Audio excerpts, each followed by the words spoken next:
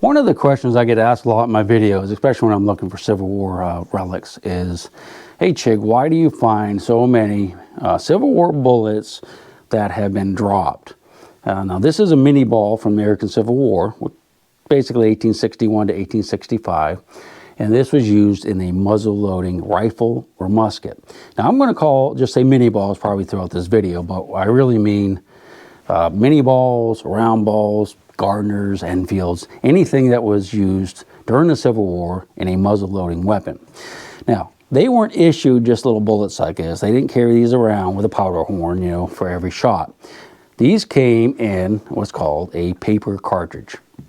And the paper cartridge looks like this. And you're probably already getting an idea why this might go wrong. It might go south on a soldier. But it's just a paper cartridge. And you have a bullet in the end of it here, like a 1 ounce piece of lead. And this other rest of the tube here will have the gunpowder. And you have a little tail on the end. And the tail is, if you watch my videos, you already know. But the tail is so that you can pull the tail out, you can bite it, rip off the paper to get to the gunpowder that you can pour down the barrel. But that's a weak point right there. And of course, the paper is a weak point, and the lead bullet in the end of it is a weak point. So what happens? A soldier would be issued, a typical load would be 40 of these. They come in little packs of 20, and he would take them out of the little pack and he would put them in a cartridge box, which is something they wore on their side. It was basically just like a leather pouch, heavy leather pouch, like a purse almost. Top was open. And what they would do is put the cartridges in there, and there was a flap that they would fold over the top and latch. And that's how they carried the cartridges. No way was it watertight, water resistant probably. Okay, what's the problem, Chig? Well, this is paper. If this paper gets wet, it becomes useless. The paper will start to like fall apart. Gunpowder will get wet. And there's many ways that could happen. Probably I would think, this is just me, but I think that probably the most common way it would get wet is that when it rained, the soldiers were often totally soaked. I mean, they didn't really have ways to stay dry except for ponchos. Now I'm talking about when they're not in a established camp, sitting in a hut or a big tent or something like that. If they were in the field, they were just exposed to the elements. I mean, they might have a gum rubber poncho to kind of stay dry, or they may not. A lot of them didn't have them because they threw them away or were never issued. So they have these in a cartridge box. Rains real hard, thunderstorm, lightning, or just rain over days, and these get wet. Once they're wet, they're no good. Soldier takes them out of the cartridge box, throws them on the ground, goes over to the wagon, and gets issued dry ones. There's other ways it could get wet as well, besides just the rain. And you've seen this in some of my videos when I'm in the river and I'm looking at fords and stuff, places where they crossed, is they can be crossing a river and slip on a rock or trip and go underwater. And once that happens, every cartridge they're carrying, whether it's in the cartridge box or in their pocket, is ruined. So at some point, they'll take them out and they'll throw them on the ground. So moisture is the enemy of these cartridges, and I think it's probably the #1 way they got tossed. Now, there's other things that could affect these paper cartridges that would make them worthless. And one of them is if the paper was compromised in some way. Now remember, there's a heavy lead ball right here and light powder right here. So whether you have them in a cartridge box or you have them just jammed in your pockets like a lot of Confederates did, when it wiggles and vibrates, the paper is going to want to be cut or split right here where the end of the mini ball is, because that's kind of not sharp, but it's a pretty good edge. So a lot of times they would split right here and the gunpowder would just fall out of it. That happens, you throw them away. Another thing that would happen is the tail would come undone. Again, it might just be a twist, and the gunpowder would sift out of here. So you'd end up with a cartridge with less gunpowder than it should have in it, or none. Again, you just throw it away. That's a mini ball on the ground that you can find, that we would find at a later date. And it might be three of the cartridges in the cartridge box or pocket that they have to throw away. It could be 20, it could be all 40. You just never know. And that's why I always say when you're out digging, metal detecting, if you find one drop bullet, look around, because there's usually more. And another reason that we might find drop bullets in the field is because these were heavy. They were like an ounce a piece. Some were even more than an ounce.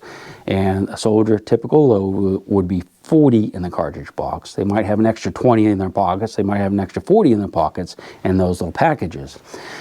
Soldiers were very, well, they weren't very good about carrying a lot of weight. They aren't now, they weren't then.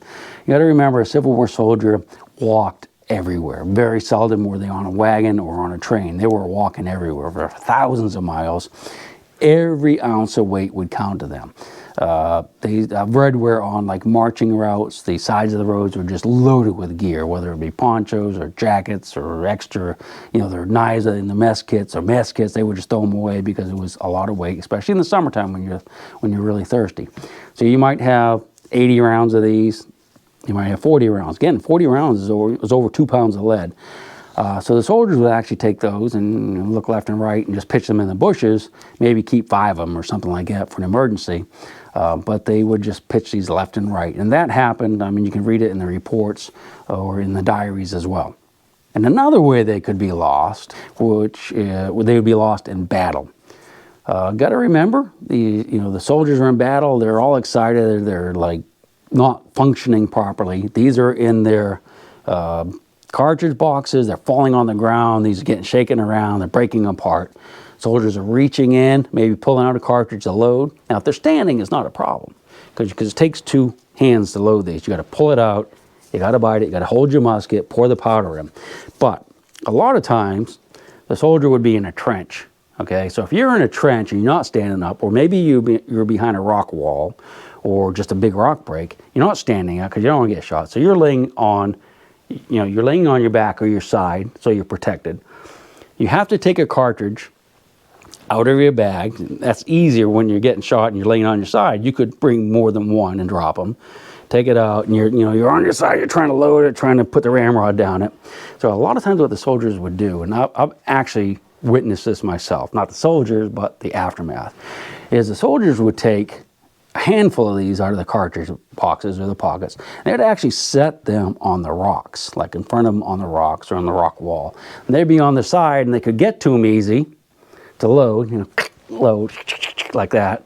And then if they got overrun or they ran away or the battle was over, they would just leave these on the rocks, the whole cartridge. I mean, it might be a perfectly good cartridge, but I have found in certain battlefields, certain battle sites, where you can find like a little grouping of cartridge, just bullets, because that's all that's left now, a little pile of them on the rock or the rock wall, and I think that's exactly what happened. So just to sum it up, you got a really weak paper cartridge that if it got wet was worthless, if it cracked it was worthless, if the powder sifted out of it, it was worthless, and the soldier's not going to carry around bullets, they're going to pitch them on the ground. The soldiers aren't going to gather these up and take them to a wagon and put them in a wagon and ship them up to the, back to the factory. That was just a lot of work. I don't think it happened hardly at all, except in the South. There is some evidence, especially around forts, where they would go out and gather up, dropped, and fired bullets. They'd put them in cannonballs so they exploded and stuff like that. Another thing that I find when I'm out detecting, I get all excited about, I get excited about drop bullets. Well, yeah, let's talk about that. I get excited about drop bullets versus fired bullets, because if you find one of these, that soldier was standing right where you found this, okay? A soldier was standing there, he threw this away. If he was there for any length of time, he might have lost buttons, he might have lost coins, but a soldier was standing there. But if you find a fired bullet, they may never have been a soldier standing where that fired bullet landed. That could have come from half a mile away. Could have overshot their target. They could be out shooting at deer or other, just regular targets. That's never an indication that there were soldiers actually standing at that very point. All right, so I hope that kind of clarifies why I'm excited about drop bullets and how they might have gotten there. There's another thing that I find a lot when I'm out detecting that I get all excited about, even more so than drop bullets, is melted lead. Now, do you want to know why? Let me know. It's just melted lead, so it's not really exciting, but to me it's exciting when you find it because it tells a story that, well, I think if you're a detectorist, you're going to want to know. Let me know if you want to hear about it. We'll see you on the next one.